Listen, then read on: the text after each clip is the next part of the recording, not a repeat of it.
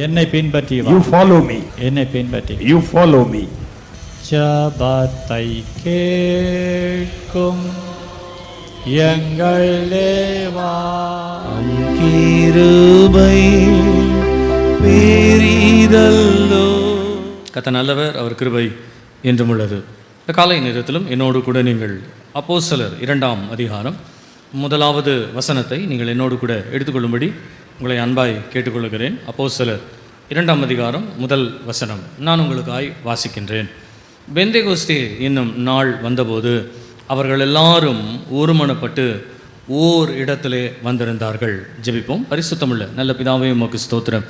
இந்த நாளுக்காய் உமக்கு நன்றி செலுத்துகின்றோம். தேவரீர் பெந்தேகோஸ்தே நாளை பற்றினதான செய்தியை நாங்கள் இந்த நாட்களிலே கேட்கும்படிக்கு நீர் எங்களுக்கு பாராட்டின கிருபைக்காய் உமக்கு நன்றி செலுத்துகிறோம்.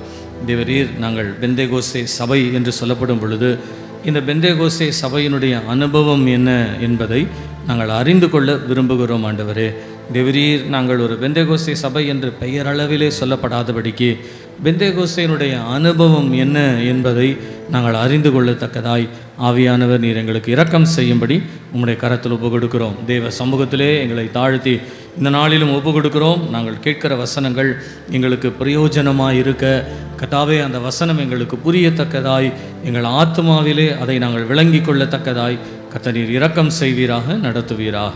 நீரே பொறுப்பெடுத்துக்கொள்ளும். இயேசுவின் நாமத்தில் பிதாவே, ஆமென். கர்த்தருடைய நாமம் மகிமைப்படுவதாக. பெந்தேகோஸ்தே அனுபவத்தை பற்றி நாம் இந்த நாட்களிலே நாம் கவனித்து வருகின்றோம். பெந்தேகோஸ்தே அனுபவம் என்று சொல்லும் பொழுது இந்த அப்போஸ்தலர் 2ஆம் அதிகாரம் 2-3 வசனங்களிலிருந்து நாம் ஒரு 4 காரியங்களை நாம் எடுத்தோம். இந்த 3 வசனங்களிலே ஒருமனப்பட்டு ஓரிடத்திலே ஒரு முழக்கம் உண்டாகி ஒவ்வொருவர் மேலும் என்று சொல்லப்படுகின்ற ஒரு என்ற ஒரு வார்த்தையிலிருந்து நாம் அதை கவனித்து வருகின்றோம். கர்த்தருடைய நாமம் மகிமைப்படுவதாக. நான் உங்களுக்கு சொன்னேன், ஒருமனம் என்பது பெந்தேகோஸ்தே அனுபவம். எல்லாரும் ஓரிடத்திலே கூடி வருவது என்பது பெந்தேகோஸ்தே அனுபவம். இங்கே 3வது சடுதியாய் ஒரு முழக்கம் உண்டாகி என்று சொல்லப்படுகின்றது. நீங்கள் இந்த 2வது வசனத்தை வாசிக்கும் பொழுது, அப்பொழுது பலத்த காற்று அடிக்கிற முழக்கம் போல வானத்திலிருந்து சடுதியாய் ஒரு முழக்கம் உண்டாகி அவர்கள் உட்கார்ந்திருந்த வீடு முழுவதையும் நிரப்பிற்று. நல்லா கவனிங்களேன். வானத்திலிருந்து ஒரு சத்தம் வந்ததாம். இதை லூக்கா எழுதுகிறார். லூக்கா எழுதும் பொழுது சொல்லுகிறார், லூக்கா அந்த இடத்திலே இருந்தவர்களை 120 பேருக்குள் இருந்தவர்களிலே தீர்க்கமாய் விசாரித்து எது உண்மை என்பதை சபையாருக்கு சொல்லும்படி மற்றவர்கள் அதை சரியாய் புரிந்து கொள்வதற்கு லூக்கா அதை தீர்க்கமாய் விசாரித்து தீர்க்கமான ஒரு காரியத்தை நமக்கு எழுதுகிறார். ஒரு சத்தம் ஒன்று உண்டாயிற்று. இந்த சத்தம் எங்கிருந்து வந்தது என்று சொன்னால் வானத்திலிருந்து வந்ததாம். இது பூமிக்குரிய சத்தம் அல்ல. அப்போ இது வானத்திற்குரிய சத்தம். இந்த சத்தம் எந்த தோற்றத்திலே இருக்கிறது என்று சொன்னால் இங்கே சொல்லப்படுகின்றது, காற்று அடிக்கிற முழக்கம் போல. காற்று அடிக்கிற முழக்கம் போல என்று சொன்னால், காற்று என்றால் நமக்கு நன்றாய் தெரியும், பரலோகத்திலிருந்து ஒரு சத்தம் வருகிறது. இந்த சத்தம் எப்படிப்பட்ட சத்தம் என்பதை நாம் விளங்கிக் கொள்ள பூமியில் உள்ள ஒரு சத்தத்திற்கு ஒப்பனையாய் சொல்லப்படுகிறது. காற்றின் சத்தம் அடித்தது அப்படின்னு சொல்லலை, காற்று அடிக்கிற முழக்கம் போல அப்படின்னு வருது. இப்போ நீங்கள் இந்த போல அப்படின்ற ஒரு வார்த்தையை நீங்கள் எடுத்துக்கொள்ளும் பொழுது அது காற்றினுடைய சத்தம் என்பது கிடையாது, அதை போல ஒரு சத்தம் அடிக்கிறது. நீங்கள் இந்த சம்பவத்தை வாசிக்கும் பொழுது வேதத்தில் இந்த பரலோகத்திலிருந்து நமக்கு கிடைக்கப்படுகிற சத்தங்கள் என்று சொல்லப்படுகிற சத்தத்தை பற்றி நீங்கள் வாசிப்பீர்களானால், பரலோக சத்தம் என்று சொல்லப்படுகிறது. வேதத்தில் நிறைய சத்தங்கள் கொடுக்கப்படுகிறது. இப்படி நிறைய சத்தங்களிலே நம்ம சரியாய் புரிந்து கொள்ள வேண்டிய ஒரு சத்தம் என்னவென்று சொன்னால், யோவான் வெளிப்படுத்தின விசேஷத்தில் அவர் பரலோகத்தை தரிசிக்கும் பொழுது இந்த பரலோகத்தில் ஏற்பட்ட சில தாக்கங்களுடைய சத்தங்களை பற்றி அவர் பேசுகிறார்.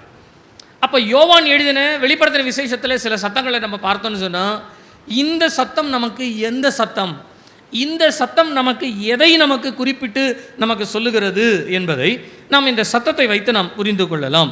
நீங்கள் வெளிப்படுத்தின விசேஷத்திலே சில வசனங்களை நான் வேகமாய் சொல்லுகிறேன். வசனத்தை மாத்திரம் குறிச்சுக்கங்க, பின்பு நான் அதனுடைய விளக்கத்தை நான் உங்களுக்கு சொல்லுகின்றேன்.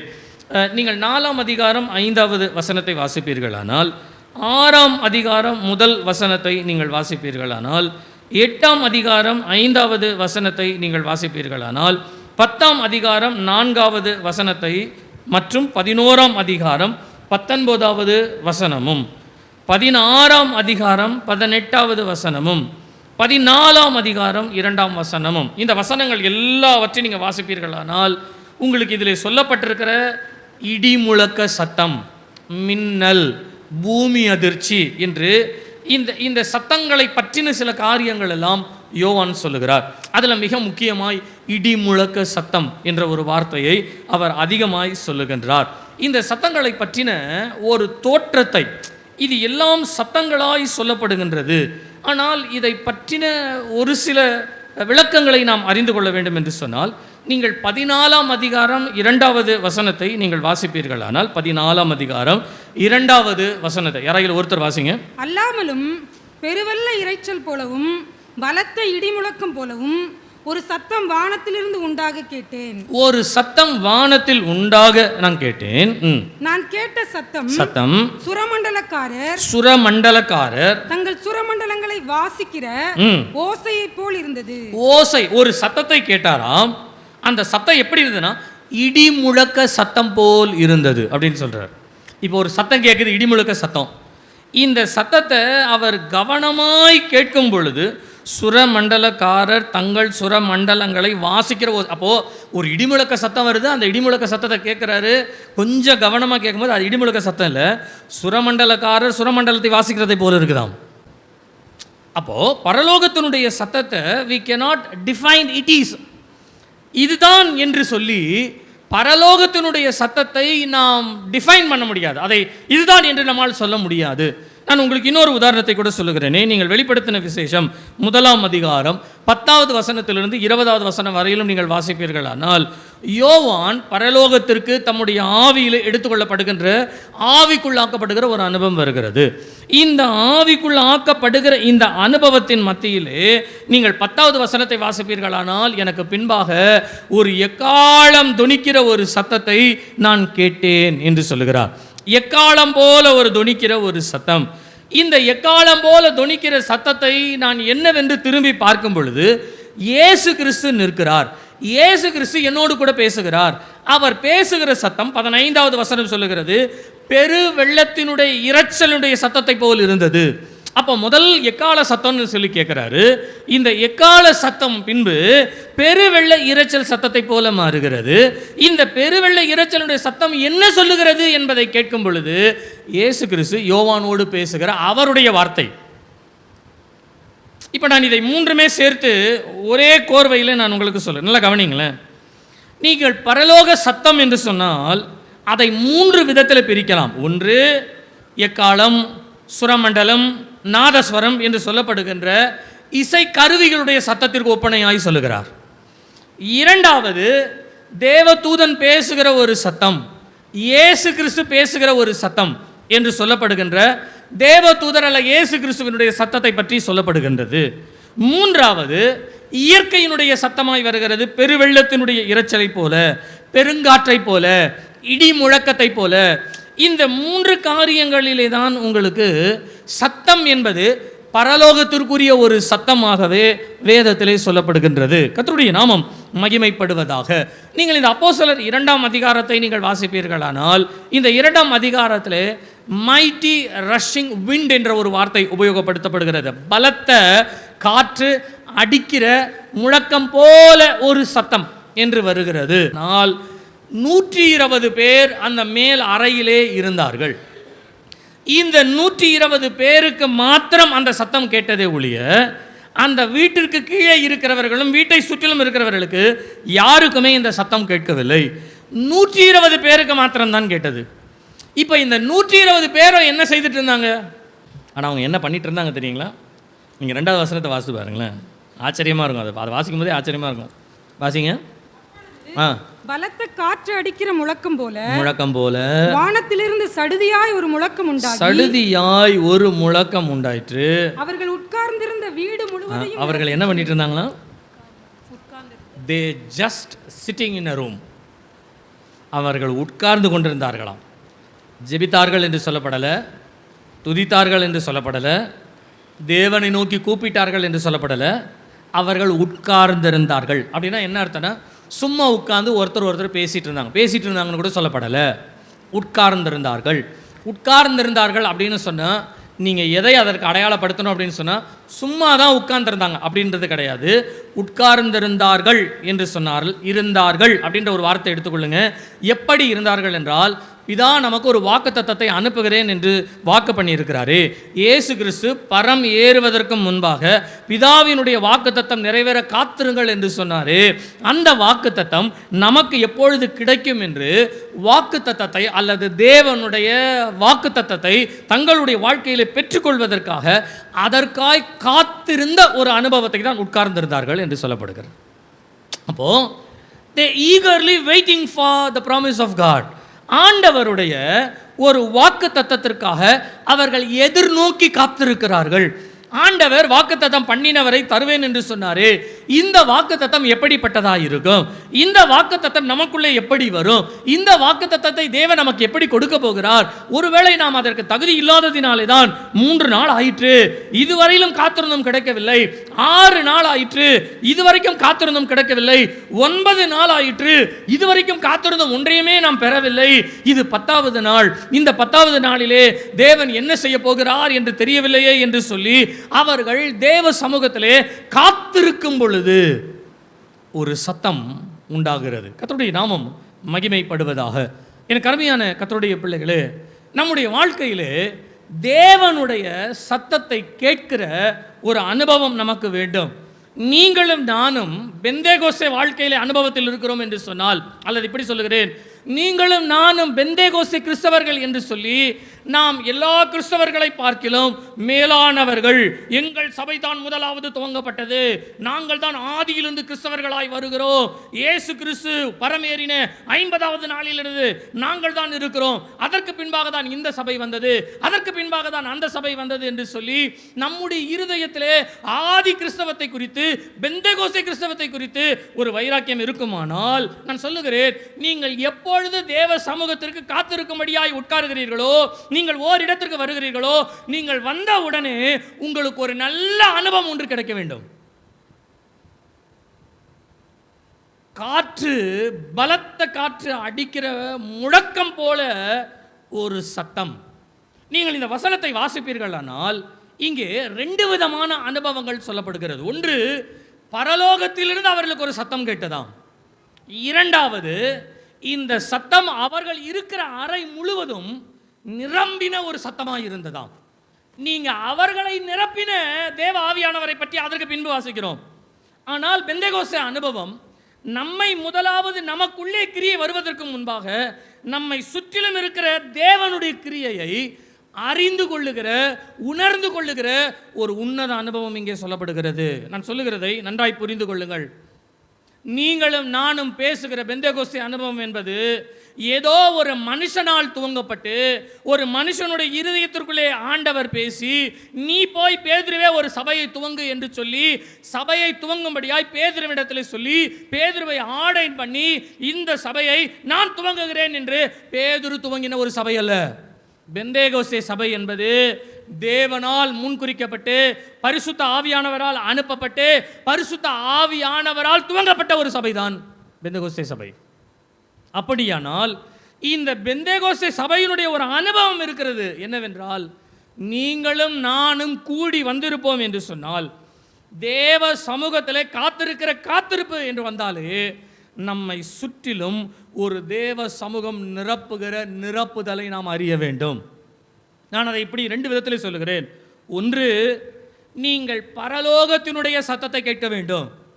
இரண்டாவது, நீங்கள் பரலோகத்தினுடைய அனுபவத்தை, சூழ்நிலையை பெற்றுக்கொள்ள வேண்டும். நான் இப்படி சொல்லுகிறேனே, பரலோக சத்தம், ஹெவன்லி சவுண்ட், பரலோகத்தினுடைய சூழல், ஹெவன்லி சரவுண்ட். நீங்கள் 2 காரியத்தையும் அனுபவிக்கிற, அனுகூலப்படுத்திக் கொள்ளுகின்ற, நீங்கள் அறிந்து கொள்ளுகிற, அதற்குள்ளே நீங்கள் வாழுகிற ஒரு அனுபவம் தான் நான் சொல்லுகிறேன் அடிப்படையாகவே பெந்தெகோஸ்தே அனுபவம். இன்றைக்கு தேவனுடைய சத்தம் பரலோக சத்தம் என்பதை விட்டுவிட்டு இன்றைக்கு எத்தனையோ பூலோகத்தினுடைய சத்தம் தான் நமக்கு துணிக்கிறது. நீங்கள் யோசிச்சு பாருங்க, தேவ சமூகத்துக்கு வரோம், உட்கார்றோம், ஆராதிக்கிறோம். நல்ல ஆராதனை பண்ணுறதுக்கு நல்ல பாடல்கள் எல்லாம் பாடப்படுகிறது. நல்ல பாடெல்லாம் பாடி ஆராதனை முடித்து செய்தி கேட்டுட்டு இருக்கும் பொழுது யாரோ ஒருத்தர் ஆட்டோவில் ஒரு சினிமா பாட்டை அப்படியே அதில் ஒலிக்க பண்ணிகிட்டே போகிறாங்க. சினிமா பாட்டு அவர் ஆட்டோவில் ஒலிச்சிக்கிட்டே போகுது. அது அந்த காலத்தில் ஒரு வேளை நமக்கு பிடிச்ச பாட்டாக இருக்கலாம் ரட்சகப்படுறதுக்கு முன்னால். ஆனால் ஆட்டோமேட்டிக்காக நம்ம காது எங்கே போயிருக்கு தெரியுங்களா? வேறு ஏதோ சத்தத்தை கேட்க போகுது.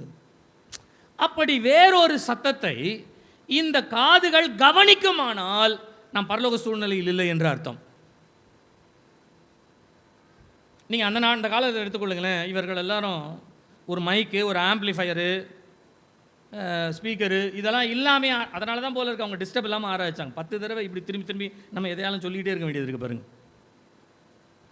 அந்த காலத்தில் அது கிடையாது. காலத்தில் கிடையாதுன்னு சொன்னால் அதில் இன்னொரு காரியமாக நம்ம கவனிக்கணும். அது பெந்தேகோஸ்தே நாள். பெந்தேகோஸ்தே நாள் எருசலேமிற்கு தேவனுக்கு பெந்தேகோஸ்தே நாளிலே பெந்தேகோஸ்தே நாளை கொண்டாடுவதற்காக 50வது நாளினுடைய அறுப்பு பண்டிகைக்கு எல்லாரும் வருவார்கள். வரும்பொழுது பட்டணமே ஒரு சத்தமுள்ள பட்டணமாக இருக்கும். ஜனங்களுடைய கூட்டம் வெகு நாட்களிலிருந்து, எல்லா நாட்களிலிருந்தும், எல்லா நாடுகளிலிருந்தும் ஜனங்கள் வந்து தேவனுக்கு தங்கள் பலிகளை செலுத்தி விட்டு போகிற ஒரு பண்டிகையினுடைய நாளாக இருக்கிறபடினாலே ஊரே ஜகஜோதியாக இருக்கும், ஊரே சத்தமாக இருக்கும். காலையில் 5 மணிக்கு தொடங்கினா ராத்திரி 11 மணி 12 மணி வரைக்கும் சொல்கிறேன். ஜனங்கள் போக்கு வரத்து என்று சொல்லப்படுகின்ற இந்த நாட்களில் இருந்ததை போல ஒருவேளை அந்த நாட்களிலும் இருந்திருக்கலாம். இவ்வளோ சத்தத்தின் நடுவில் இவர்கள் எல்லாரும் ஒரு 120 பேர் கூடி வருகிறாங்க. மேல் வீட்டில் இருக்கிறாங்க. மேல் வீட்டில் இருக்கிறவங்க எல்லாரும் வெளியில் பண்டிகையை ஆசரிக்கிறாங்க, பண்டிகையை கொண்டாடிட்டு இருக்கிறாங்க, சந்தோஷப்பட்டு அவர்கள் ஒரு விதமான சந்தோஷத்தில் இருக்காங்கன்னு வச்சுக்கிடுங்களேன். இவங்கெல்லாம் வந்து காத்திருக்கிறாங்க. ஆண்டவரே, நீர் எங்களுக்கு வாக்குத்தத்தம் பண்ணின வாக்குத்தத்தத்தை நிறைவேற்றுவேன்னு சொன்னீர். இந்த வாக்குத்தத்தத்துக்காக நாங்கள் காத்திருக்கிறோம். இந்த வாக்குத்தத்தத்திற்காக நாங்கள் உம்மை நோக்கி பார்க்கிறோம். இந்த வாக்குத்தத்தத்தையே நாங்கள் கவனித்து கொண்டு இருக்கிறோம். என்ன ஆண்டவர் ஏதோ சொன்னார், இது வரைக்கும் நிறைவேறலையே என்று சொல்லி ஆண்டவரையே நோக்கி உட்கார்ந்து கொண்டு இருக்கிறார்கள். வெளியில் இருக்கிற எல்லா சத்தத்தை பார்க்கலாம், இவர்களுக்கு மாத்திரம் ஒரு சத்தம் கேட்குது. ஒரு அல்லேலூயா சொல்லுங்க பார்க்கலாம். நல்ல கரங்களை உயர்த்தி ஒரு அல்லேலூயா சொல்லுங்க பார்க்கலாம். நல்ல கரங்களை உயர்த்தி சொல்லுங்க. பாருங்க, சபைக்குள்ளே வந்துட்டோன்னா உட்காந்துட்டோன்னா வேறு எந்த சத்தமும் நம்ம கேட்க விடாது. வெளியில் யார் வராங்க போகிறாங்க, என்ன செய்கிறாங்க, என்ன பண்ணுறாங்க, என்ன நடக்குது, ஏதோ திடீர்னு வெளியில் ஒரு மாதிரி சலசலன்னு சத்தம் கேட்டால் இன்னும் சண்டை நடக்க போல இருக்குது அப்படின்னு இங்கே இருக்கிற மனசு அப்படியே என்ன பண்ண தூக்கிட்டு போய் வெளியில் நிற்க வச்சிடும். அது அப்படியே உருட்டிக்கிட்டே இருக்கும். எந்த ஆண்டவர் வந்து எவ்வளோ பெரிய மகிமையான காரியங்களை செய்தாலும் ஒன்றும் இறங்காது. ஆராதனை முடிஞ்ச உடனே வெளியில் போய் அது என்னன்னு கேட்டு முடிச்சால் ஒழிய மண்டை வெடிச்சிடும் நமக்கு. சில நேரங்களில் இந்த எதிர் வீட்டில் பக்கத்து வீட்டில் ஏதாயிலும் ஒரு காரியம் நடக்கட்டுமே, மண்டை வெடிச்சிடும். அது என்னன்னு தெரிஞ்சுக்கிற வரைக்கும் நம்மளால் அப்படியே ஒன்றும் பண்ண முடியும். இந்த மண்டை வெடிக்கிறோன்ற ஒரு ஆவி இருக்கிற வரைக்கும் பரலோகத்தினுடைய ஆவி நமக்கு கிடைக்காது. மனுஷர்களுக்குள்ளே இருக்கின்ற சுபாவத்தினுடைய தேடுதல்கள், சுபாவத்தினுடைய நிலைகளில் இருந்து தேவன் நம்மை பரலோகத்திற்குரிய சூழ்நிலைக்கு மாற்றுகிற பரலோகத்தினுடைய சத்தத்தை கேட்கிற ஒரு அனுபவம் தான் பெந்தேகோஸ்தே அனுபவம். அல்லேலூயா, அல்லேலூயா. கவனி, இன்றைக்கு நான் முதலாவது அந்த சத்தத்திற்குள்ளே நாம் போகலாமே. ஒரு பலத்த காற்று அடிக்கிற முழக்கம் போல ஒரு சத்தம் அவர்களுக்கு வானத்திலிருந்து உண்டாயிற்று என்று சொல்லப்படுகின்றது. கர்த்தருடைய நாமம் மகிமைப்படுவதாக. நான் உங்களுக்கு வானத்திலிருந்து வருகிற சத்தத்தை பற்றி பழைய ஏற்பாட்டு காலத்திலிருந்து நிறைய சத்தங்களை நான் உங்களுக்கு சொல்லலாம்.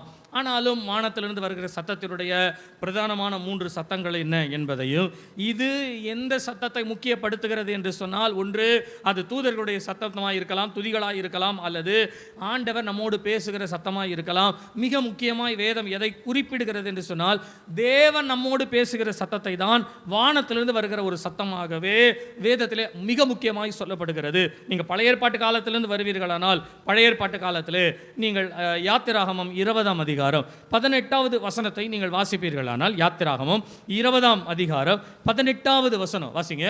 ஜனங்கள் எல்லாரும் இடி முழக்கங்களையும் மின்னல்களையும் எக்கால சத்தத்தையும் மழை புகைகிறதையும் கண்டார்கள்.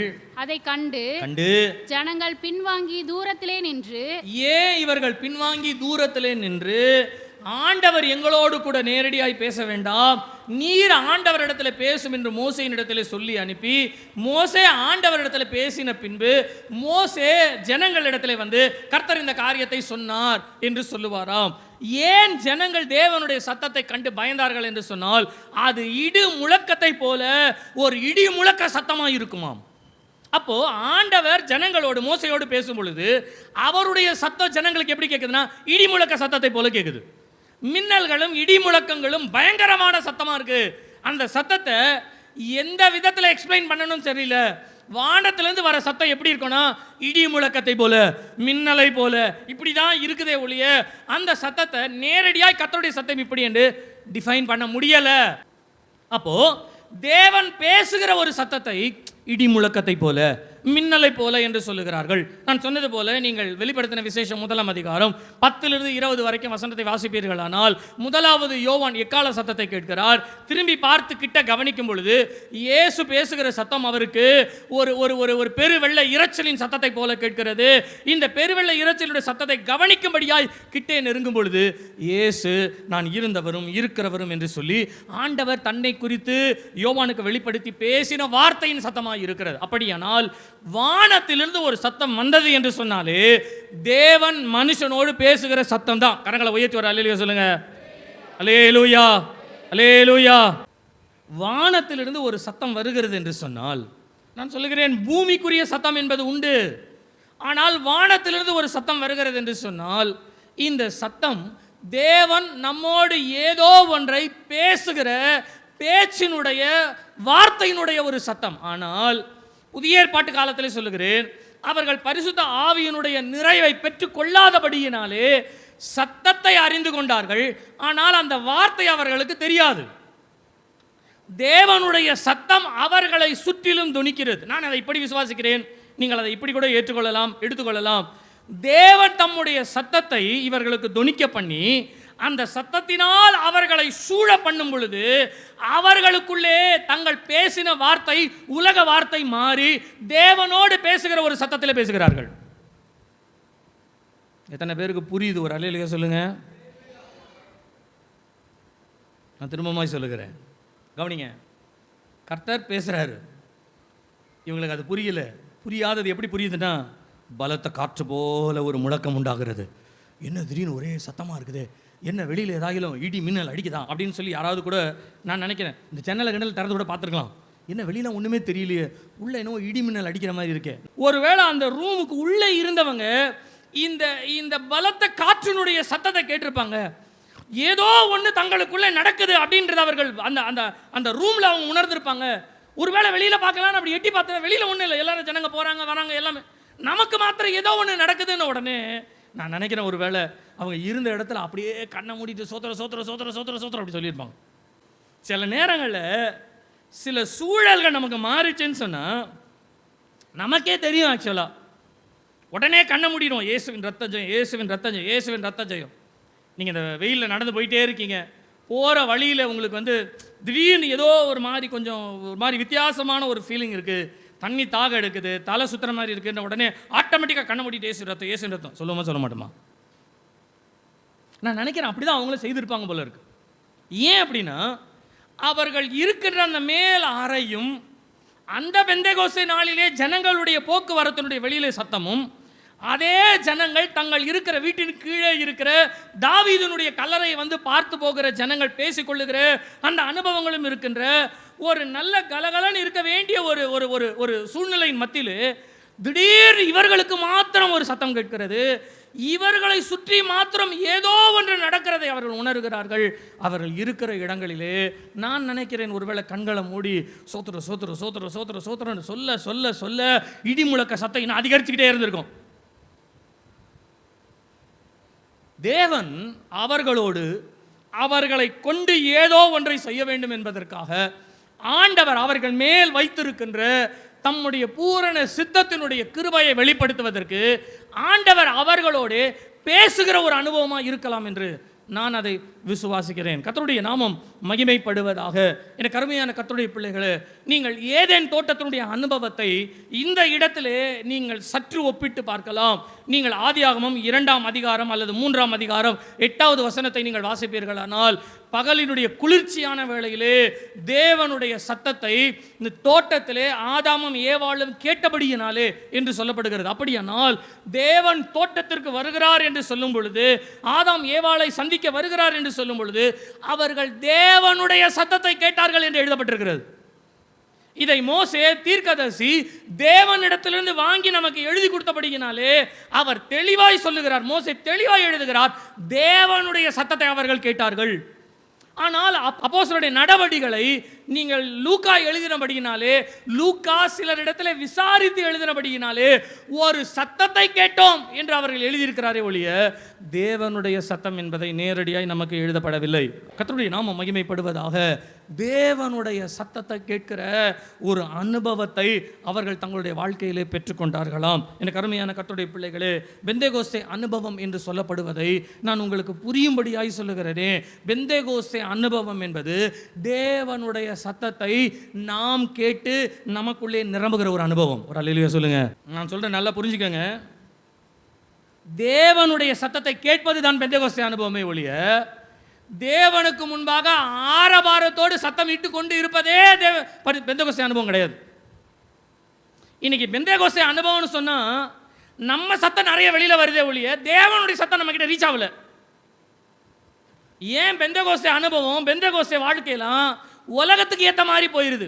ஒரு காலத்தில் பாட்டு எழுதினவங்களாம், ராகம் கொடுத்தவங்களாம், சினிமாக்காரங்க பார்த்து கிறிஸ்தவர்களுடைய பாட்டு ராகத்தை நம்ம எடுத்துக்கொள்வோம்னு சொல்லி அவர்கள் கிறிஸ்தவ பாடலில் உள்ள ராகத்தை அவர்கள் எடுத்துக்கொண்டார்களாம். எது சினிமாக்குரியது, எது தேவனுக்குரியது, எது தேவனுடைய சத்தம், எது சினிமா சத்தம்னு தெரியல. வெக்கத்தை விட்டு சொல்றேன், சிலர்லாம் சினிமா பாட்டே கேட்குறாங்க. சினிமா பாட்டே கேட்குறாங்க. சினிமா பாட்டு கேட்குறவங்களுக்கு இயேசுவின் நாமத்தினாலே உங்களுக்கு சொல்கிறேன், உங்கள் வாழ்க்கையில் எதுவுமே செழிக்காது. நீங்கள் என்னைக்கு தேவனுடைய சத்தத்தை கேட்குறத விட்டுட்டு உலகத்தினுடைய சினிமா சத்தத்தை கேட்க விரும்புகிறீங்களோ, நான் சொல்கிறேன், உங்களுக்கு ஆசீர்வாதம் கிடைக்காது. கிடைச்சாலும் அது நல்லதாக கிடைக்காது, நல்லதாக கிடைக்காது. ஏன் பாஸ்டர் இப்படி பேசுகிறாரு அப்படின்னு நினைக்காதீங்க. நான் வைராக்கியத்தோடு சொல்கிறேன், நீங்கள நானும் பெற்றிருக்கிற அனுபவம் என்ன தெரியுங்களா? தேவனுடைய சத்தத்தை கேட்பது.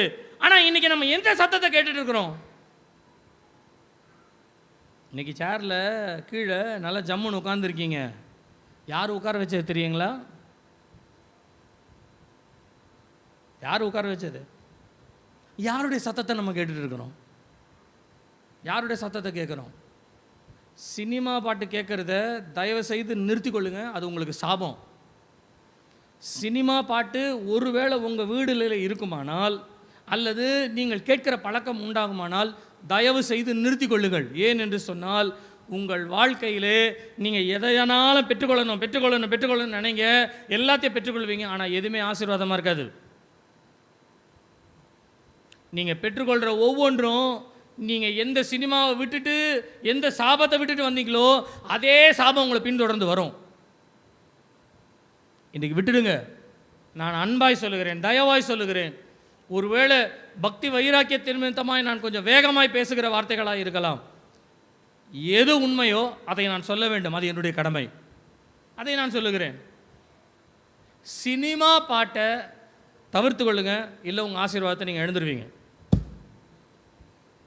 தேவனுடைய சத்தத்தை கேட்பது தான் பரிசுத்த ஆவியினுடைய அல்லது பெந்தேகோஸ்தே அனுபவம் என்று சொல்லப்படுகின்றது. கர்த்தருடைய நாமம் மகிமைப்படுவதாக.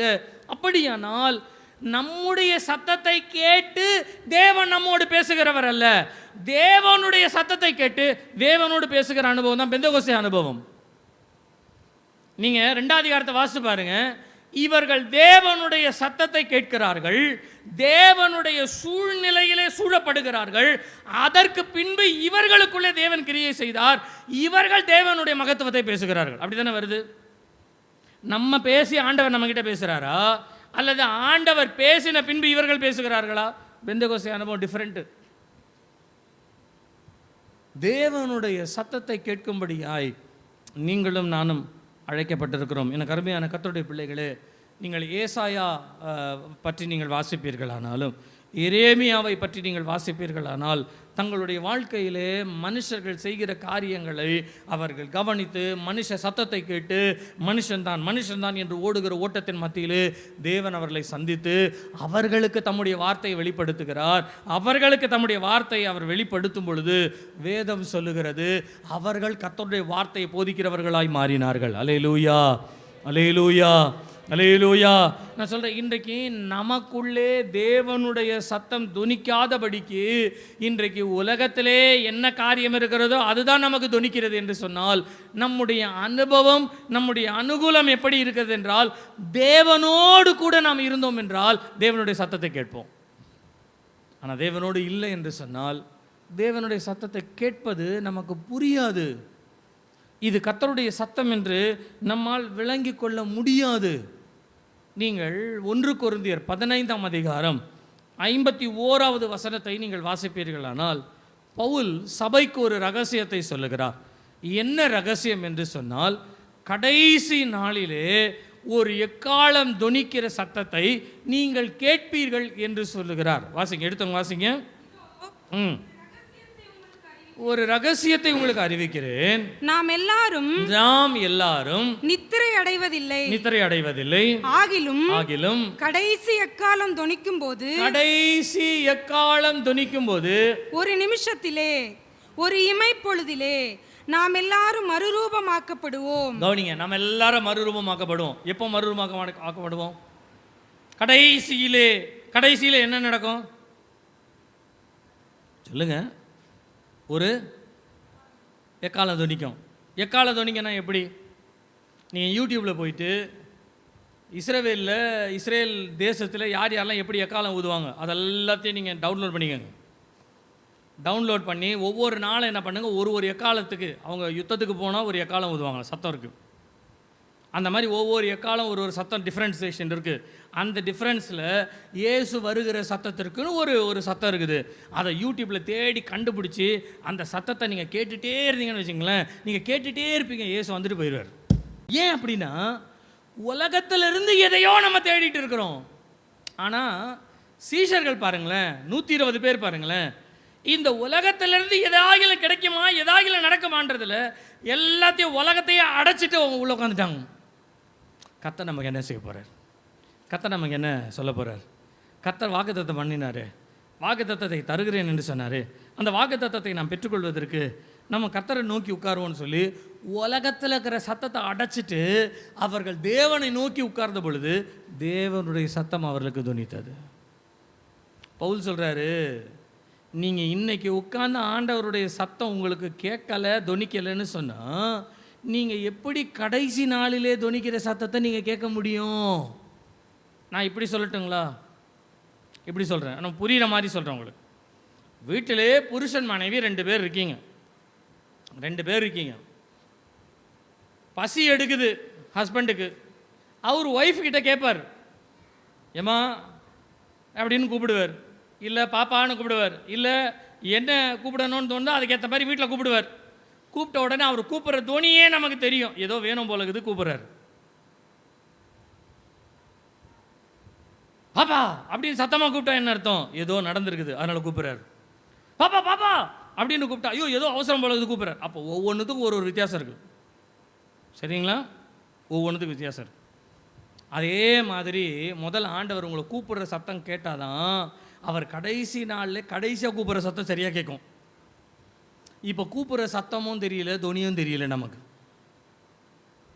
யோசுவா மலைக்கு மேலே மோசேக்காக காத்திருந்தாராம். மோசே கீழே இறங்கி வரும்போது ஜனங்கள் எல்லாம் 32 அதிகாரத்தில் ஆடி பாடி. அப்போது யோசுவா கேட்குறாரு, இது என்ன ஆர்ப்பரிப்பின் சத்தம் மாதிரி கேட்குது. அப்போ மோசே சொல்றாரு, இது ஜெயதுனியும் கிடையாது, அபஜயதுனியும் கிடையாது, இது கர்த்தருக்கு விரோதமான சத்தம். மோசேக்கு தெரியுது அந்த சத்தம், மோசேக்கு தெரியுது சத்தம். நீங்கள் யோசிச்சு பாருங்கள், வேதத்தில் நிறைய பேர் கர்த்தருடைய சத்தம், நான் உங்களுக்கு ஒரு நல்ல உதாரணத்தை, தேவனுடைய சத்தத்தை பற்றி நான் உங்களுக்கு ஒரு நல்ல உதாரணம் சொல்கிறேன். நமக்கு வேதத்தில் தெரிந்திருக்கிற ஒரு நல்ல உதாரணம் யார் அப்படின்னு சொன்னால், சாமுவேல் கர்த்தர் கூப்பிடுகிற சத்தத்தை கேட்டாராம். நீங்கள் வேதத்தில் வாசிக்கும் பொழுது வேதத்தினுடைய ஆராய்ச்சியாளர்கள் சொல்லுகிறார்கள், சாமுவேலுக்கு ஏறக்குறைய ஒரு 35லேருந்து 40 வயதுக்குள்ளே இருக்கலாம், அல்லது 30லேருந்து 40க்குள்ளே இருக்கலாம் என்று சொல்லுகிறார்கள். சாமுவேல் பிள்ளையாண்டான் என்ற ஒரு வார்த்தை, நீங்கள் பிள்ளையாண்டான் என்று வருகிற ஒரு வார்த்தையை நீங்கள் சிறு பிள்ளையிலிருந்து திருமணம் ஆகிற 40 வயதிலே, பழைய ஏற்பாட்டு காலத்தில் திருமணம் ஆகிற அந்த திருமணத்திற்கு முன்பாக வரையிலும் பிள்ளையாண்டான் என்ற ஒரு வார்த்தை வேதத்திலே சொல்லப்படுகிறது. அப்படியானால் ஈசாக்கு அழைத்து கொண்டு போகும்பொழுது அவன் ஒரு பிள்ளையாண்டான், சாமுவேல் தேவனால் அழைக்கப்படும் பொழுது அவன் ஒரு பிள்ளையாண்டான் என்று வருகிறது. அப்படின்னா உள்ளே வளர்றாரு. இந்த சாமுவேலுக்கு ஏலி கூப்பிடுற சத்தம் நல்லா கேட்கும். ரெண்டாவது, இந்த ஏலியினுடைய 2 பிள்ளைங்க இருக்கான் பாருங்க, அவன் பண்ற அக்கிரமத்தினுடைய சத்தம் நல்லா தெரியும். மூணாவது, இந்த பிள்ளைங்க படுத்துற கொடுமை தாங்க முடியாம ஜனங்க தங்களுடைய மனதில் புலம்புறாங்க பாருங்க, இந்த புலம்பலுடைய சத்தம் என்னன்னு தெரியும். அப்போ சாமுவேலை சுற்றி என்னென்ன சத்தங்கள் இருக்குதோ எல்லாவற்றையும் சாமுவேல் அறிந்திருக்கிறார். ஒரு நாள் ராத்திரி ஆண்டவர் கூப்பிடுறார், சாமுவேலே சாமுவேலே. இது வரைக்கும் அந்த சத்தத்தை கேட்டதில்ல, இது வரைக்கும் அந்த சத்தம் நமக்கு துணிச்சதில்லை. நேராக ஏலிகிட்ட போய் கேட்குறார், நீர் என்னை அழைத்தீரா? இல்லை இல்லை, நான் உன்னைய கூப்பிடலை, போய் படுத்துக்கோ போ போ. திரும்பவும் போய் படுக்கும் பொழுது திரும்பவும் ஆண்டவர் அழைக்கிறார், சாமுவேலே சாமுவேலே. மறுபடியும் ஏலியின் இடத்துல வந்து கேட்கிறார், நீர் என்னை அழைத்தீரா? கர்த்தர் 3வது விஷயம் அழைக்கும் பொழுது ஏலிக்கு புரிஞ்சிருச்சு, ஓ ஆண்டவர் தான் கூப்பிடுறாரு போல இருக்குது. பாருங்க, எனக்கு வேதத்தில் ரொம்ப நான் ரொம்ப விரும்பி கவனிக்கிற ஒரு சப்ஜெக்ட் அது. ஏலிக்கு கர்த்தர் தான் கூப்பிடுறாரு நல்லா தெரியும்.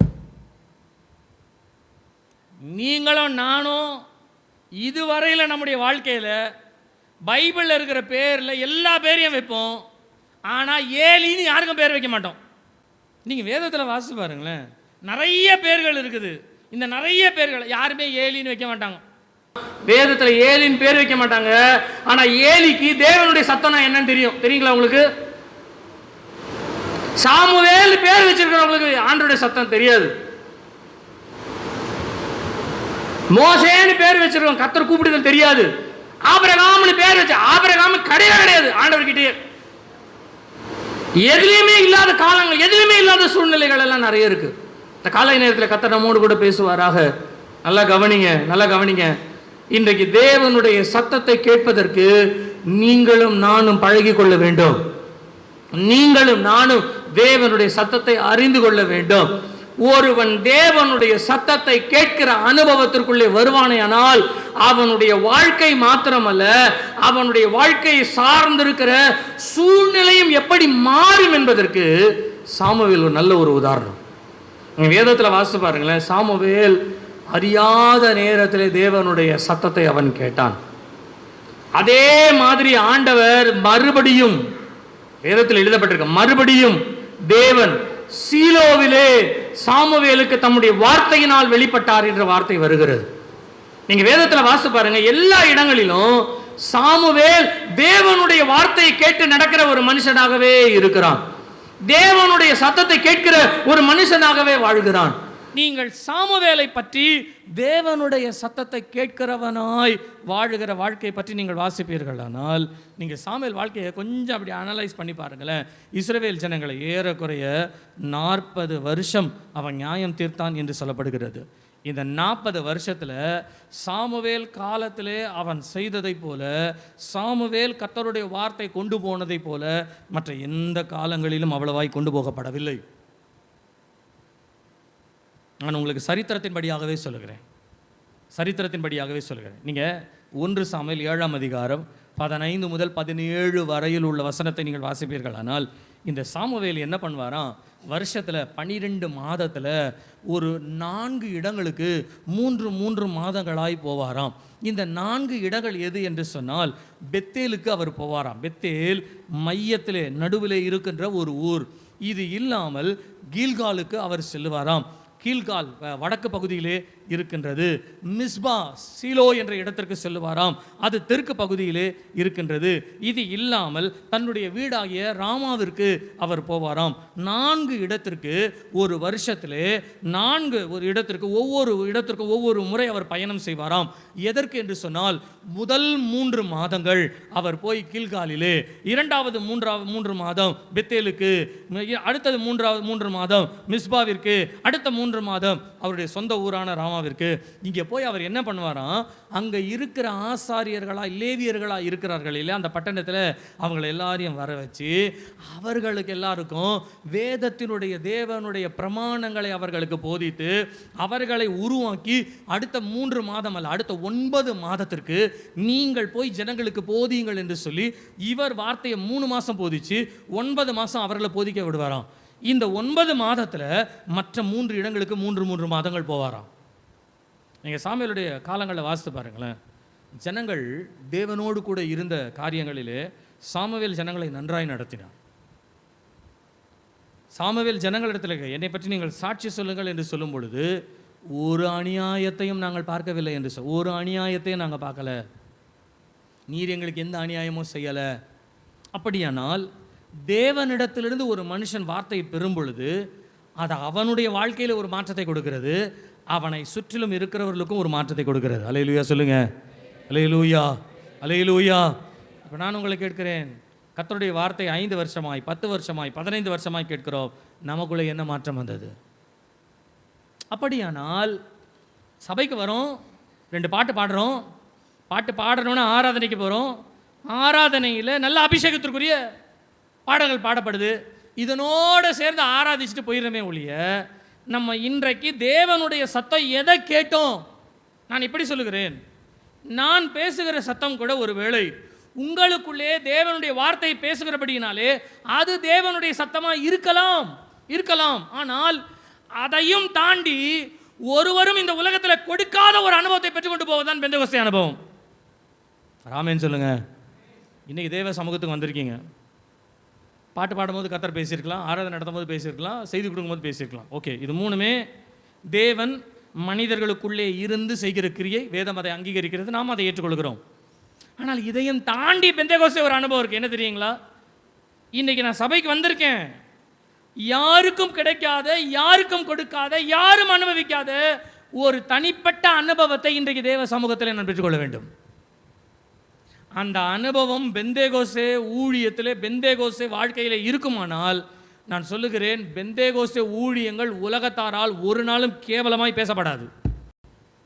இன்னைக்கு உலகம் ஏன் கேவலமாய் பேசுகிறது என்று சொன்னால், ஏதோ உலகத்திலே உள்ள ஒரு அனுபவத்தை மல்டிப்ளை பண்ணி, மிக்ஸ் பண்ணி, அதை மாடிஃபை பண்ணி, அதை ஆண்டவருடைய சமூகம் இன்னைக்கு கொடுக்க ஆரம்பிச்சிட்டாங்களே ஒழிய, பரத்திலிருந்து வருகிற ஒரு சத்தம் என்பது, பரத்திலிருந்து நான் கேட்குறேன், எத்தனை பேருக்கு இந்த பரத்திலிருந்து வருகிற ஒரு சத்தத்தினுடைய அனுபவத்தை நீங்கள் எதிர்பார்க்குறீங்க? கரங்களை உயர்த்தி ஒரு அல்லேலூயா சொல்லுங்கள் பார்க்கலாம். அல்லேலூயா, அல்லேலூயா.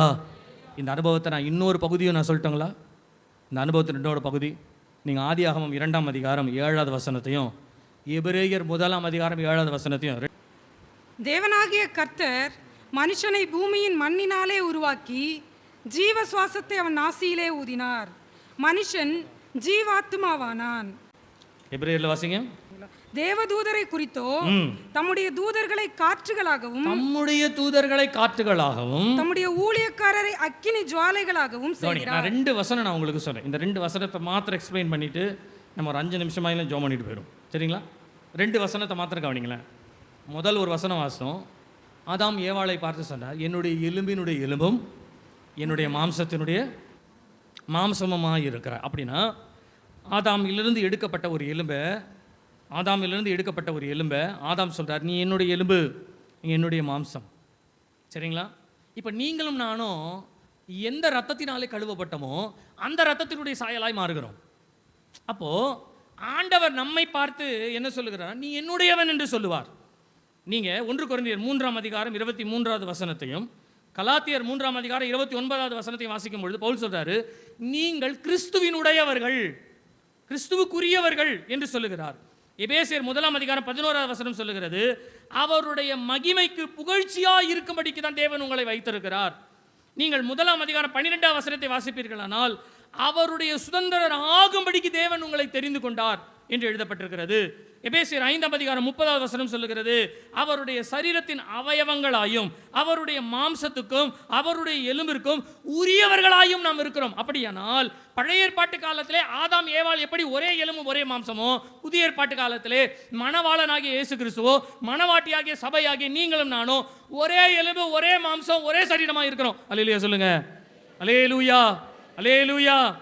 இதை தான் எபிரேயர் ஆக்கியோன் இப்படியாய் சொல்லுகிறார், தம்முடைய ஊழியக்காரரை, தம்முடைய பிள்ளைகளை, தம்முடையவர்களை, தூதர்களை தேவன் எப்படி மாற்றுகிறாராம்?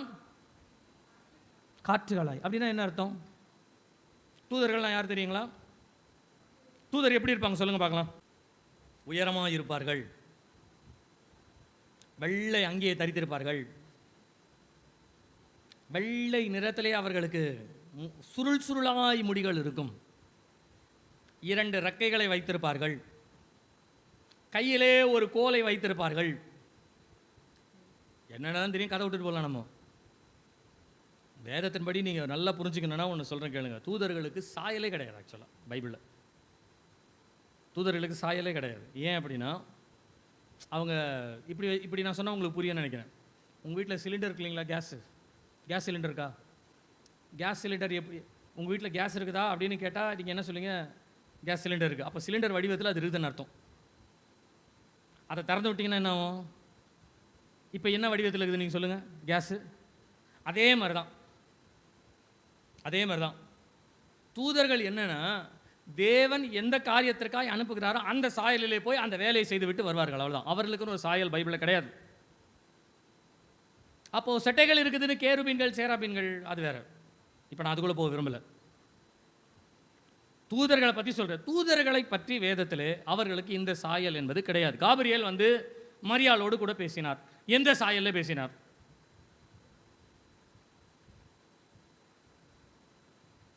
சொல்லுங்க, என்ன சாயலில் பேசினார்? அந்த ஊர், நாடு, பட்டணம் எல்லாம் சொல்லப்படுது. யோசேப்புக்கு நியமிக்கப்பட்ட கன்னிகையாகிய மரியாளிடத்தில் வந்து அப்படின்னா எப்படி வந்தார்? அப்படியே சல்லுன்னு, அப்படியே என்ன சொல்கிறது, ஏரோப்ளைன் மாதிரி அப்படி படம் தாடி போய் சல்லுன்னு இறங்கி அப்படி நின்ன உடனே, சரி நான் உங்களுக்கு இப்படி சொல்கிறேன், நீங்கள் யோசிச்சு பாருங்க எப்படி இருக்கும். ராத்திரி நீங்கள் ஜோம் பண்ணினே இருக்கீங்க, திடீர்னு ஒரு உருவம் வெள்ளையாக வந்து நிற்கிது, எப்படி இருக்கும் உங்களுக்கு? செத்து போயிடுவீங்க இல்லை? நம்ம தேவதூதர் அப்படி நான் பார்ப்போம். நம்ம அப்போது நமக்கு எப்படி புரியுமோ அந்த சாயலிலே வந்து நம்ம இடத்துல பேச. அப்படின்னா நான் நினைக்கிறேன், மரியாதை இடத்துல பேசும் பொழுது ஒரு மனிதனுடைய தோற்றத்தில் மனிதனுக்கு மனிதன் பேசுகிறதை புரிந்து கொள்ளத்தக்கதாக தான் அந்த சாயல் இருந்திருக்கும். திடீர்னு வந்து நின்னா இது என்ன, எப்படி சொல்கிறது, சாத்தானும் கூட ஒளியின் தூதனுடைய வேஷத்தை அப்படின்னு இருக்கு. அப்போ வெள்ளையாக வர்றது எல்லாமே பரிசுத்தம்னு சொல்ல முடியாது, கருப்பாக இருக்கிறது எல்லாமே கருப்புன்னு சொல்ல முடியாது. அப்போ நமக்குள்ளே இருக்கிற ஐடென்டிஃபிகேஷன் நமக்கு தெரியும், நம்முடைய ஆவிக்கு அது புரியும். சரிங்களா? இப்போது வேதம் சொல்லுகிறது தம்முடைய தூதர்களை காற்றுகளாய். தூதர்ன்ற ஒரு வார்த்தை இப்படி வைத்துக்கொள்ளுமே, தூதுகளை சொல்லுகிற, தூதுகளை கொண்டு செல்லுகிற, செய்தியை கொண்டு செல்லுகிற ஒருவருக்கு தான் தூதர் என்று வேதத்தில் பேர். மெசஞ்சர் இங்கிலீஷில் வரும். அப்படின்னு சொன்னால் வானத்திலேருந்து இறங்கின காபிரியலும் மெசஞ்சர் தான், நான் உங்களுக்கு சொல்லிட்டு இருக்கிற நானும் மெசஞ்சர் தான், நீங்கள் இன்னொருத்தருக்கு போய் சொல்கிற நீங்களும் மெசஞ்சர் தான். அப்போது தேவன் தூதர்களை உண்டாக்கினார், அந்த தூதர்களை காற்றுகளாய் வைத்திருக்கிறார். அந்த காற்றுகளை நமக்குள்ளே கொடுத்து இந்த சரீரம் மாம்சத்தில் இருக்கு, மாம்சத்தில் இருக்கிற சரீரத்தை ஆவிக்குரிய சரீரமாய் மாற்றுகிறார். நீங்கள் இங்கிலீஷ் பைபிளில் ஹீப்ரூஸ் 1:7 நீங்கள் வாசிங்கன்னா, சாப்டர் 1:7 வாசித்தீங்கன்னா அதில் காற்றுகள்னா விண்டுன்னு வராது, ஸ்பிரிட்ன்ற வார்த்தை தான் கொடுக்கும். He made his angels as a spirit in a spirit way. அப்படின்னா நான் மனுஷனாக இருக்கிறேன், இந்த மனுஷனுக்குள்ளே தேவன் தம்முடைய காற்று, அப்படின்னா காற்றை அனுப்புகிறார்னா டக்குன்னு உங்களுக்கு என்ன ஞாபகம் வரும்? டக்குன்னு சொல்லுங்க. தேவனுடைய காற்று நமக்குள்ள போகுதுன்னா போயிருங்க, ஆதாம் கிட்ட போயிருங்க, நாசியிலே சுவாசத்தை ஊதினார் மனுஷன். அப்போ அந்த காற்றை அன்னைக்கு ஊதினாரு, போயிருச்சு, விழுந்துருச்சு. அதே காற்று இன்றைக்கு சுற்றி நம்மை சூழ வருகிறது. இது நமக்குள்ளே சென்று என்ன பண்ணுதுன்னு சொன்னா, நமக்குள்ளே ஆதாமுக்கு அந்த சுவாசத்தை வாங்கிட்டு அவர் பாட்டுன்னு வாழ்ந்தாரு. ஆனா புதிய ஏற்பாட்டு காலத்துல அந்த சுவாசம் நமக்குள்ளே வரும் பொழுது நாம் தேவனோடு பேசுகிற அந்நிய பாஷையாய் நம்மிலிருந்து வெளிப்படுகிறது. அல்லேலூயா சொல்லுங்க. அப்போ அந்நிய பாஷை பேசுகிறவன் தேவனோடு. அப்ப ரகசியத்தை நீங்க முதல் பேசணும்னா முதல்ல நீங்க தேவ சமூகத்தினுடைய காற்றை உங்களுக்குள்ள உணரணும். ஜெபத்துல உட்கார்ந்த உடனே அந்நிய பாஷை பேசுறோம் பாருங்க, அப்படின்னா என்ன அர்த்தம்? ஒன் வே டிராஃபிக் தான், டூ வே கிடையாது.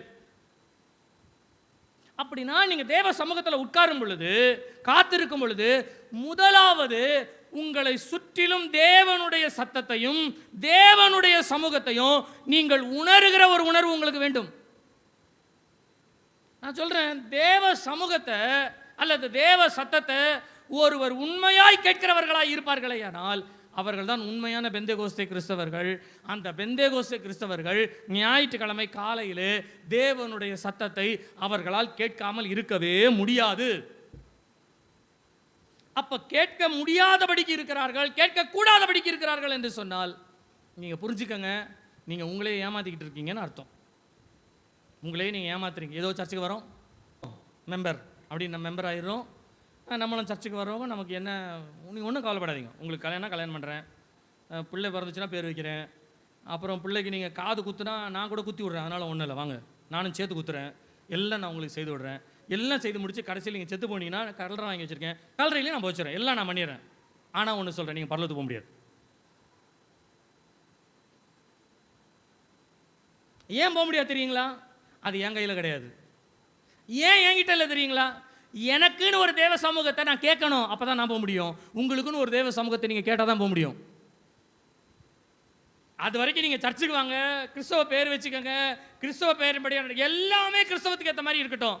ஆனால் கிறிஸ்துவனுடைய சத்தத்தை கேட்காத ஒரு அனுபவம், பெந்தேகோஸ்தே இல்லாத ஒரு அனுபவம். இந்த காலங்களில் கிறிஸ்தவர்கள் எல்லாரும் ஏமாந்து போகிறதுக்கு என்னத்துக்கு காரணம் தெரியுங்களா? நல்லா பெரிய பெரிய ஊழியங்கள்லாம் வந்து காரு பங்களான்னு ராயலாகிடுச்சு பாருங்க. அதனால் கர்த்தர் சமூகம் நமக்கு தெரியல. ஒருத்தர் கார் வாங்கின உடனே அந்த காரை வந்து அப்படி போட்டுறாரு, நாங்கள் ஆடி கார் வாங்கினோம், கர்த்தர் எங்களுக்கு ஆடி கார் கொடுத்தாரு. நான் அதை வாசிக்கும் போதெல்லாம், அந்த மாதிரி காரியம் பார்க்கும்போதெல்லாம் எனக்குள்ளே நான் யோசிப்பேன், நான் ஒரு ஆடி கார் வாங்கிட்டேன் அப்படின்னு என் மனசில் எனக்கு ஒரு கார் கர்த்தர் எனக்கு கொடுத்தாருன்னு வச்சுக்கோங்க, கார் போடுறவங்க ஆடி கார் வாங்கிட்டேன் அப்படின்னு போடுறேன். அதுக்கு பக்கத்தில் இயேசு கிறிஸ்து சிலுவையில் தூங்கியிருப்பார். அவர் வந்து வஸ்திரத்தினுடைய பாதி இல்லாமல், வஸ்திரம் இல்லாமல் அவர் தொங்குவாராம். நம்ம ஆடி கார் வாங்கி சந்தோஷமாக இருப்போம். இது பேர் கிறிஸ்தவமா? இது நீங்கள் யோசித்து பாருங்க, இது பேர் கிறிஸ்தவமா? அவர் வீட்டையும் எல்லாத்தையும் விட்டுட்டு நமக்காக தனிமையாய் தொங்கினார் இருக்கு. ஆனால் நம்ம பெரிய வீடு கட்டி நம்ம பாட்டுட்டு கர்த்தர் என்னை ஆசீர்வதித்தார்னு சொல்றது கிறிஸ்தவமா உங்களுக்கு? கவனமாக இருக்கணும். நீங்கள் கர்த்தரை பின்பற்றுதல் வேற, இந்த உலகத்தில் வாழ்கிற வாழ்க்கைன்றது தேவன் நம்ம கொடுத்த ஈவு, அந்த ஈவுன்றது வேற. பவுல் கொரிந்தியருக்கு சொல்றாரு, சிலுவையிலே அறையப்பட்ட கிறிஸ்துவை நான் உங்களிடத்திலே காண விரும்புகிறேன். ஆனா நான் உங்ககிட்ட பார்க்குற கிறிஸ்தவம் என்ன தெரியுங்களா? தீர்க்க தரிசனமாய் சொல்லுகிற தீர்க்க தரிசன கிறிஸ்தவம், அற்புத அடையாளங்களாய் செய்கிற அற்புத அடையாளங்கள் கிறிஸ்தவம், வியாக்கியானங்களும் வல்லமைகளும் நிறைந்திருக்கிற, நீங்கள் எந்த வல்லமையிலும் குறைவில்லாதவர்கள், எந்த ஞானத்திலும் குறைவில்லாதவர்கள், அப்படிப்பட்ட வல்லமையும் அற்புதம் நிறைந்த ஒரு கிறிஸ்தவம் உங்ககிட்ட இருக்கப்பா. ஆனால் நான் ஒரு கிறிஸ்தவத்தை உங்கள்கிட்ட பார்க்க விரும்புகிறேன். என்னென்னா, சிலுவையிலே அறையப்பட்டார்ல இயேசு கிறிஸ்து, அந்த இயேசு கிறிஸ்துவை இன்னைக்கு சாட்சிகள்லாம் நான் சொல்லுகிறேனே, தப்பாக எடுத்துக்கொள்ளாதீங்க. நீங்கள் டிவியில் யூடியூப்பில் பாருங்கள், அல்லது எதுலையாவது பார்த்துக்கங்க. நீங்கள் அங்கே சொல்கிற சாட்சியெல்லாம் எப்படி தெரியுங்களா? ஆண்டவர் எனக்கு லட்சம் கொடுத்தாரு, ஆண்டவர் எனக்கு கோடி கொடுத்தாரு, ஆண்டவர் எனக்கு இதை கொடுத்தாரு, ஆண்டவர் எனக்கு அதை கொடுத்தாரு, அப்படிதான் உங்களுக்கு வருது இல்லை? அதுதான் கிறிஸ்தவம் நினச்சிட்டு இருக்கோம். ஆனால் நீங்கள் பைபிளை வாசித்து பாருங்களேன், பவுல் சொல்கிறாரு, எல்லாவற்றையும் நான் குப்பையாய் விட்டு விட்டேன். அதாங்க பைபிள். எனக்கு லாபமான அனைத்தையும் நான் நஷ்டம் என்று விட்டு விட்டேன். அதுதான் பைபிள். எனக்கு எது சிறந்ததாக இருக்கிறதோ அதை கர்த்தருடைய நாமத்தை நிமித்த வேண்டாம் என்று சொல்லி நான் கர்த்தரையை உறுதியாய் பின்பற்றுகிறேன். அதான் கிறிஸ்தவம், அதான் பெந்தேகோஸ்தே அனுபவம். உலகத்தில் இருக்கிறதெல்லாம் வாரி போட்டுட்டு வருது பெந்தேகோஸ்தே கிடையாதுங்க. உலகத்தில் இருக்கிறத உதறி விட்டுட்டு இயேசுக்கு பின்னால் வருது தான் கிறிஸ்தவம். பேதுருக்கு வீடு கிடையாதா, அல்லது பவுலுக்கு வீடு கிடையாதா, அல்ல அந்தரியாவுக்கு வீடு கிடையாதா, யாக்கோபருக்கு வீடு கிடையாதா, அல்லது யோவானுக்கு வீடு கிடையாதா? யோவானை பற்றி நீங்கள் வேதத்தில் வாசித்து பாருங்கள். யோவான் எல்லா சீஷரும் சிதறடிக்கப்பட்டு போயிட்டாங்களாம். யோவான் மாத்திரம் இயேசு கிறிஸ்துவோட சிலுவை பக்கத்தில் நின்னாராம். காரணம் என்ன தெரியுங்களா? ரோம அரசாங்கத்தில் உள்ள ஹை அஃபீஷியல்ஸ் எல்லாம் யோவானுக்கு தெரியும், யோவான் குடும்பத்துக்கு நல்லா தெரியும். ப்ரிஃபரபிள் மேன், எல்லாராலும் அறியப்பட்ட ஒரு மனுஷன். சீஷர்கள்னு சொன்ன உடனே எல்லாரையும் பிடிச்சி உள்ள போடுங்கடான்ற காலத்தில் யோவான் மாத்திரம் தைரியமாக நின்னாராம். காரணம் என்னன்னா, யோவானுக்கு எல்லாரையுமே தெரியும், யாரையுமே தெரியாது கிடையாது. ஆனால் எல்லாவற்றையும் விட்டு தான் இயேசுவை பின்பற்றி வந்தார்.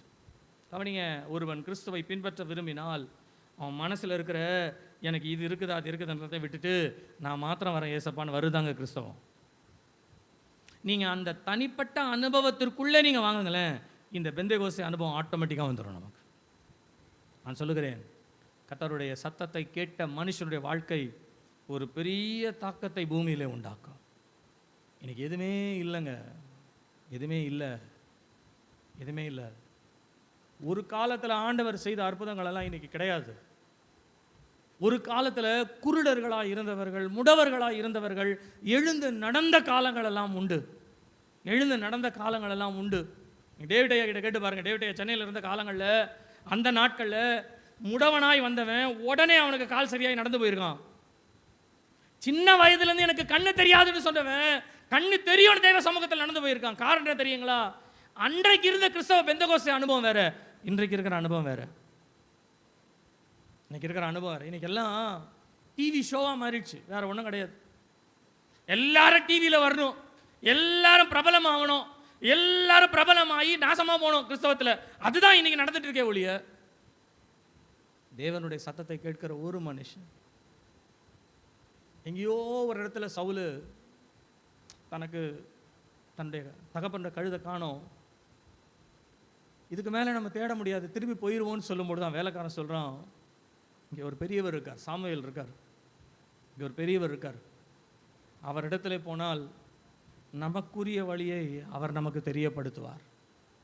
நான் கேட்குறேன், என்னையும் சேர்த்தே நான் கேட்குறேன், நான் கண்ணீரோடு நான் சொல்கிறேன், அந்த மாதிரி ஒருத்தராவது இந்த காலத்தில் இருக்காங்களா? நான் கேட்குறேன், என்னையும் சேர்த்தே நான் பேசுகிறேன். இந்த தேவ மனுஷனிடத்தில் போய் நிற்போம்னா நமக்குரிய வழி அவர் சொல்லுவார், தெரியப்படுத்துவார்.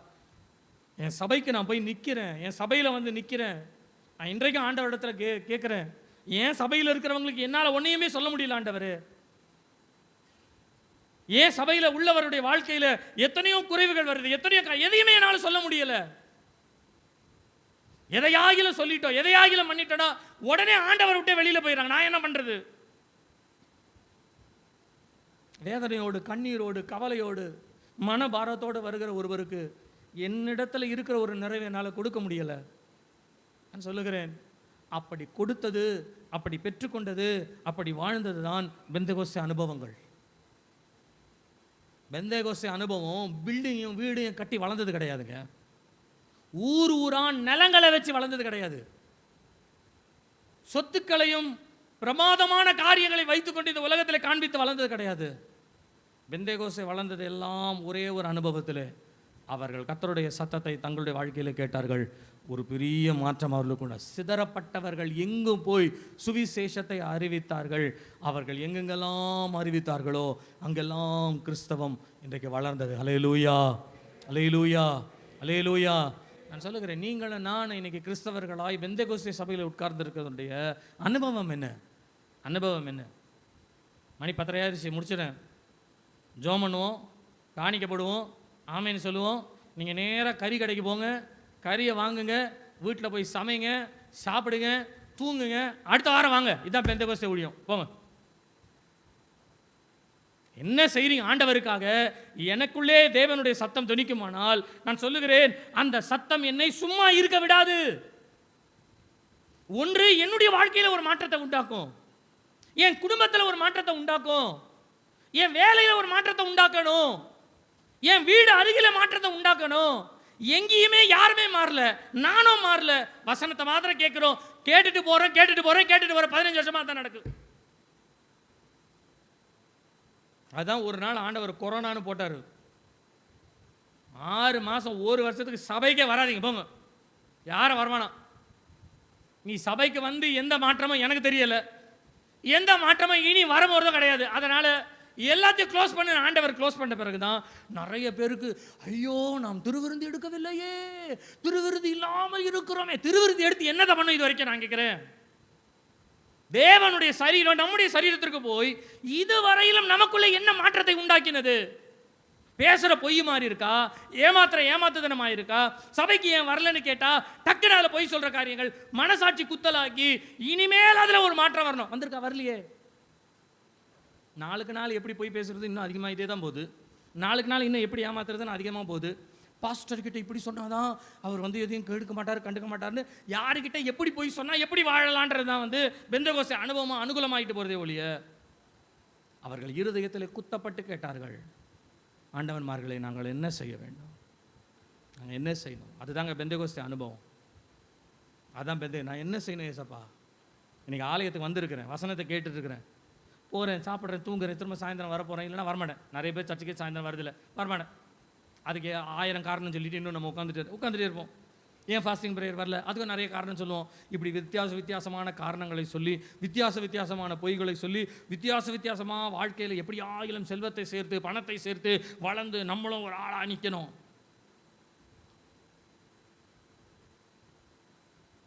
கொஞ்சம் மாறணும். அதான் பெந்தகோஸ்தே அனுபவம். கர்த்தருடைய சத்தத்தை நாம் கேட்க பழகுவோம். கர்த்தருடைய சத்தம் நமக்குள்ளே ஒரு மாற்றத்தை, தாக்கத்தை உண்டாக்கட்டும்.